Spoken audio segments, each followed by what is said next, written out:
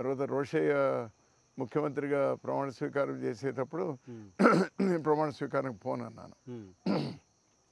As it is మంత్రులు ఏది మార్చకుండా రాజశేఖర రెడ్డి గారు ఉన్న క్యాబినెట్ యాజ్ ఇట్ ఈజ్ మంత్రి ప్రమాణ స్వీకారం చేయాలి అని చెప్పి ముఖ్యమంత్రి మారారు అంతే.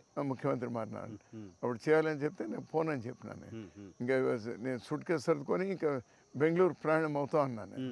ఆ లోపల ఆనం రామనారాయణ రెడ్డి, కిరణ్ కుమార్ రెడ్డి, సత్యబాబు వీళ్ళందరూ కూడా ఇంటి దగ్గరికి వచ్చి నువ్వు ఆ విధంగా చేయకూడదు, నువ్వు రావాల్సిందే అని చెప్పి నేను రానని చెప్పినాను. ఆ లోపల జగన్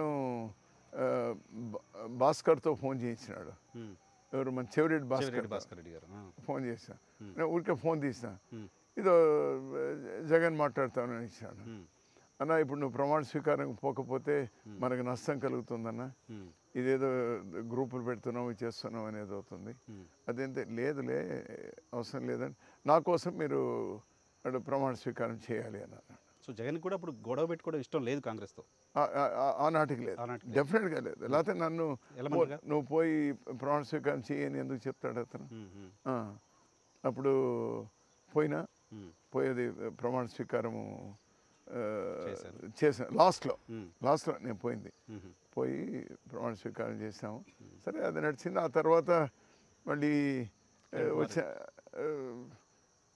కిరణ్, తర్వాత వెంకటరామరెడ్డి వీళ్ళందరూ కూడా కిరణ్ కుమార్ రెడ్డి కూడా నన్ను కమ్మని చాలా చాలా చాలా ప్రెషర్స్ వచ్చింది.